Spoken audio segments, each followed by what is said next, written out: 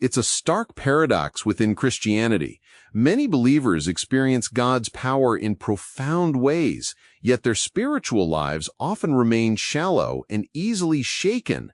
That's the powerful distinction Emmanuel Obeng explores in his book, Knowing God's Ways, Not Just His Works.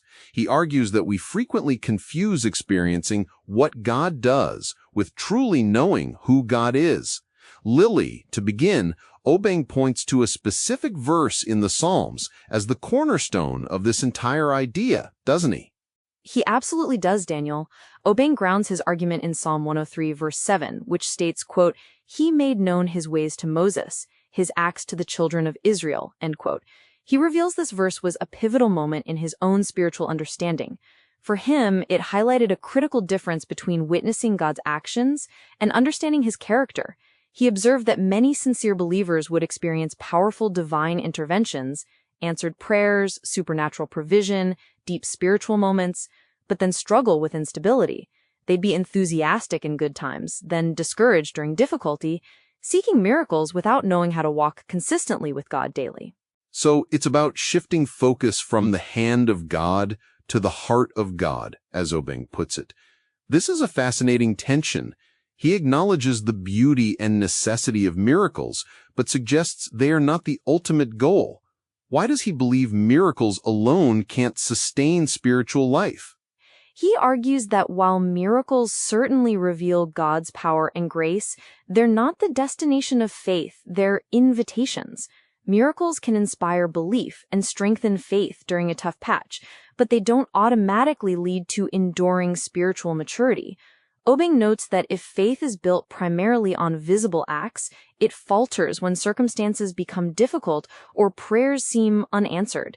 It's a subtle but dangerous shift when seeking breakthroughs becomes the main focus over cultivating a personal relationship. Miracles attract crowds, he says, but it's truth and relationship that form disciples. And this isn't a new phenomenon, is it? Obeng immediately connects this modern Christian dilemma back to ancient Israel's experience in the wilderness. They saw incredible acts of God, yet still failed to truly know his ways. Precisely. Chapter 1 of the book, The Acts of God, unpacks this by looking at Israel's story. They witnessed the plagues on Egypt, the parting of the Red Sea, daily manna from heaven, and water from a rock. These were undeniable demonstrations of God's power and sovereignty. Yet Obeng points out their repeated struggles with unbelief and rebellion, even complaining about food and water just days after the Red Sea miracle. The most striking example is when they built the golden calf while Moses was on Mount Sinai. Psalm 106, verse 13 tragically summarizes it, quote, "They soon forgot his works, they did not wait for his counsel," end quote. They saw God's acts, but those acts didn't transform their hearts. It sounds like Obeng is suggesting that seeing God's power isn't enough to build character. That spiritual maturity isn't about collecting experiences, but about a deeper internal change. He highlights that God's ultimate goal was always to form a people who reflect his nature, not just to perform miracles for them. That's it exactly. In Chapter 2, The Ways of God, Obeng clarifies this distinction. He explains that while the acts of God show us what God does, the ways of God reveal who God is. The word way in the Old Testament, derek, refers to a path or course of life describing how God thinks, relates, and governs. Understanding God's ways means understanding his heart, his values, and his priorities. This leads to a stability rooted in trust rather than being swayed by outcomes. So, how does Moses fit into this? He certainly witnessed incredible acts of God, perhaps more than anyone, yet he's presented as the one who knew God's ways. Moses is Obeng's prime example. Even after seeing the burning bush, the plagues, and the Red Sea, Moses wasn't satisfied. He longed for a deeper understanding. In Exodus 33, verse 13, he prayed, quote, "Show me now your way that I may know you," end quote.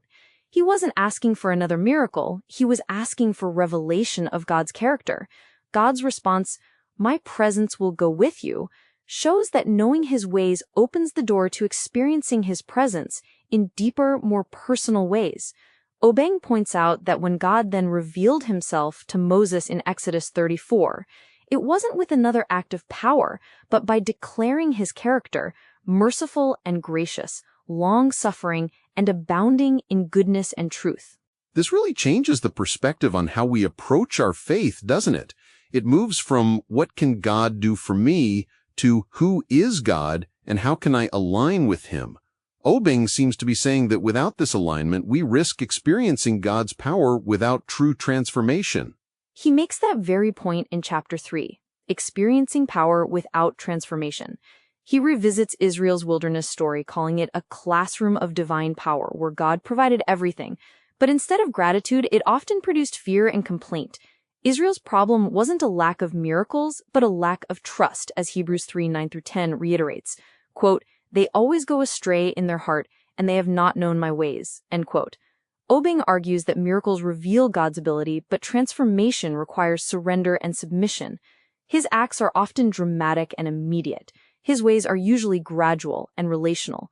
He cautions that this can be a mirror for modern believers, starting with powerful experiences but then struggling when life becomes complex or God's activity seems less dramatic.